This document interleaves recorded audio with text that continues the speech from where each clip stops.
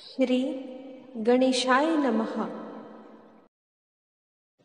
अधिक मास कृष्ण पक्ष परमा एकादशी व्रत कथा। अधिक मास कृष्ण पक्ष परमा एकादशी व्रत कथा कुछ इस प्रकार है। युधिष्ठिर बोले, हे जगतपते, अधिक मास के कृष्ण पक्ष की क्या कथा है, उसका नाम और विधि क्या है, सो कहिए। श्री कृष्ण जी बोले, हे राजन, मनुष्यों को सुख और मोक्ष देने वाली पवित्र और पाप नाशिनी एकादशी का नाम परमा है। पहले जो शुक्ल पक्ष की एकादशी की विधि मैंने कही है, उसी की तरह इसको भी करना चाहिए। अब मैं तुमसे सुंदर कथा कहूंगा। सुमेधा नाम का ब्राह्मण था। उसकी स्त्री का नाम पवित्रा था। किसी कर्म से वह ब्राह्मण अन्न धन से रहित हो गया। उसकी स्त्री अपने पति की सेवा किया करती थी। अतिथि को भोजन करा के आप भूखी रह जाया करती थी। घर में अन्न नहीं है, ये बात अपने पति से कभी नहीं कहती थी। वह स्त्री अपने शरीर को सुखाने लगी। यह देखकर ब्राह्मण स्त्री से बोला, हे कांते, मुझे धन नहीं मिलता, मैं क्या करूं, कहाँ जाऊं, सो मुझे बतलाओ। मुझे धन की प्राप्ति के लिए परदेश जाने की आज्ञा दो। वहां जाकर मेरे भाग्य में होगा सो मिलेगा।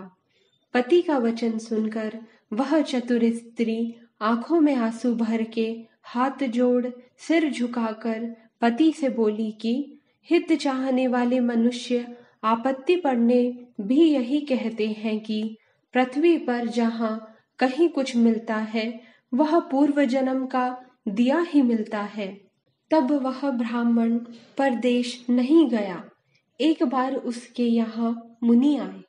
विधि पूर्वक भोजन कराकर वह उत्तम स्त्री उनसे पूछने लगी, हे विद्वान, मुझको छोड़कर मेरा पति बाहर जाना चाहता है। हे मुनिंदर, मेरे भाग्य से आप यहीं आ गए।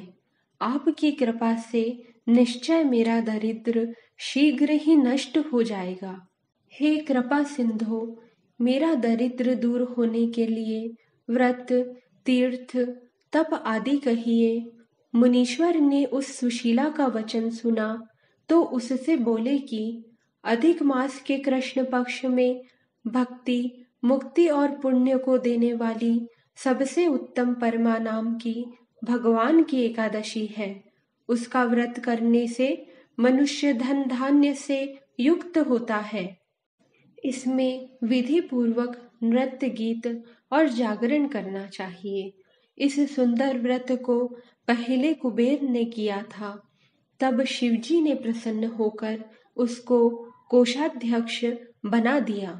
राजा हरिश्चंद्र ने इस व्रत को किया। इससे स्त्री और निष्कंठक राज्य मिल गया।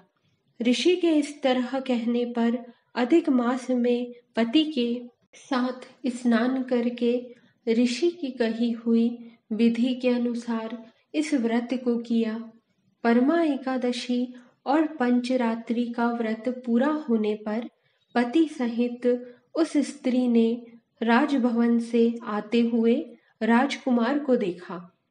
ब्रह्मा जी की आज्ञा से सुंदर वस्तुओं से पूर्ण नवीन भवन देखकर उस राजकुमार ने स्वयं उन स्त्री पुरुषों को वहां निवास कराया।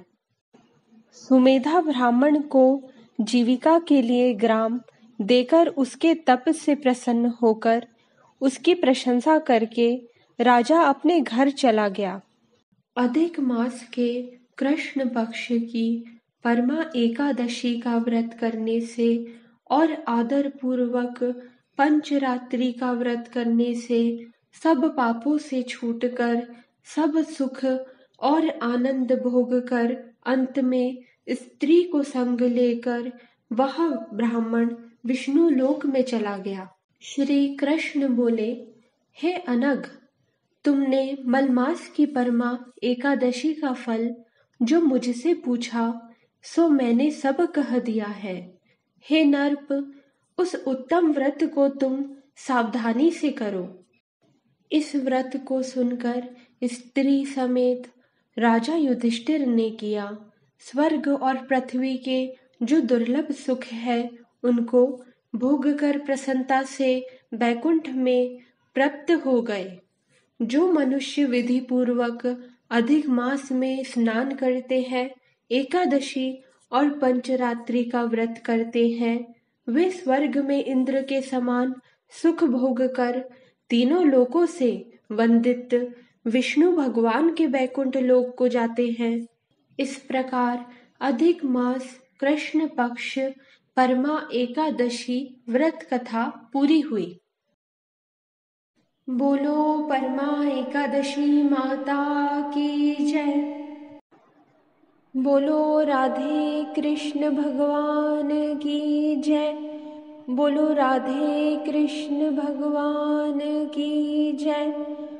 बोलो राधे कृष्ण भगवान की जय।